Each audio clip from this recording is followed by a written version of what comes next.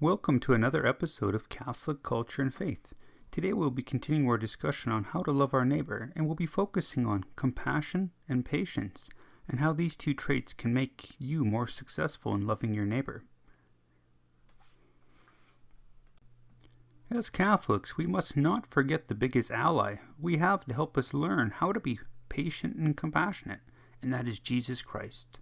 Never forget to pray for assistance in your life, to learn and to gain assistance in obtaining all that you need to grow. Can you imagine a society of people that actually felt for the people that they know, the people they encounter, looked at society with concern for all the suffering pain that is going on in the world? Had compassion for the less fortunate, gave just a little bit more to those who have nothing. What kind of world it would be if we actually had patience for the things that didn't go our way, tolerance for different opinions, and didn't use violence and hate to silence what they didn't want to hear. We're not consumed with what's trending on social media, but wanted to make a difference. We have an epidemic that is raging in our world today, and that epidemic is a society that lacks compassion and patience for all people, from all walks of life, from all social classes. Today I'm going to explain to you two very powerful words that might help change your life in regards to loving your neighbor, and those words are patience and compassion. Yes, patience and compassion are the most two powerful words for loving your neighbor. Why are these words so powerful? Simply because they complete actions of love. Why are these two words so powerful? Simply because they are complete actions of love. They actually help anyone that uses them. Here, let's look at the definition. What is patience? The capacity to accept or tolerate, delay, trouble, or suffering without getting angry or upset. Simple, isn't it? Accept or tolerate, delay, trouble, or suffering without negative emotions like anger or becoming upset.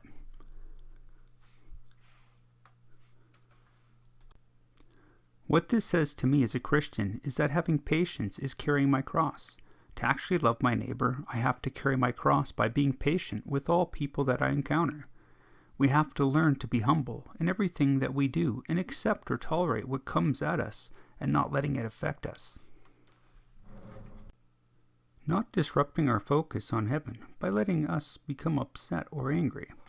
Once we can accomplish this task, we will move from taking small steps, as we talked about in part 1, and move towards taking medium steps. I'm going to read to you a scripture from the Bible, Matthew chapter 16, verse 23 to 25. Jesus turned around and said to Peter, "Get away from me, Satan.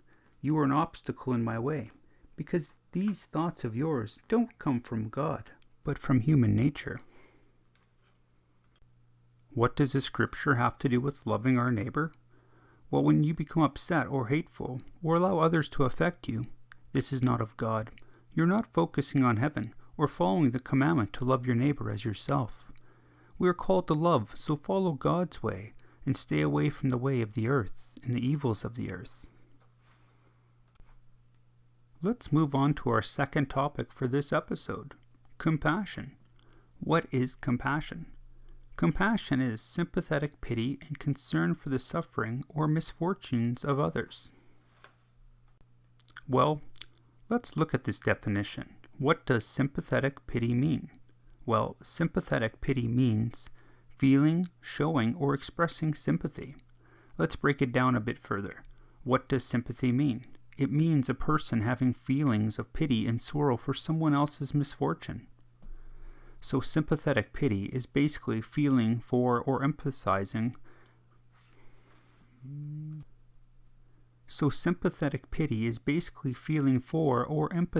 With someone that is suffering in some way, and that could be in need of some sort of assistance. Throughout our lives, we encounter many people, young, old, foreign, local.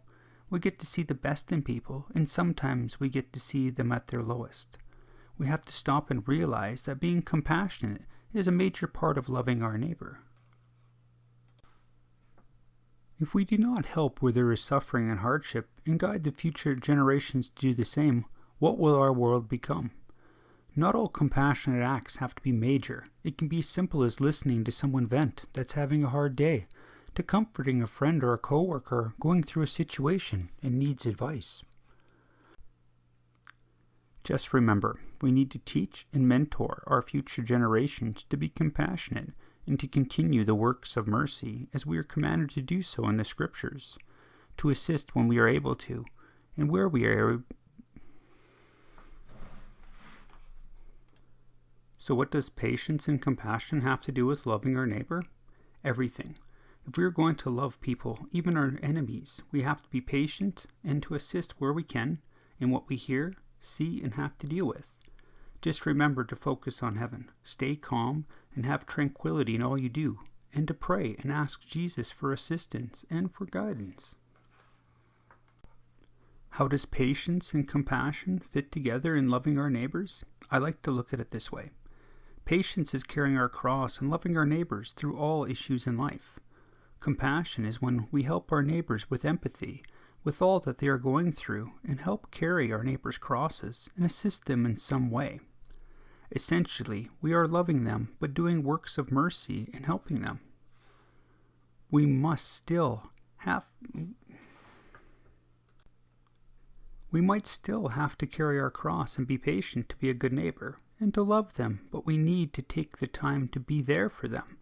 Just remember that you can't be patient and not compassionate, and compassionate and not patient.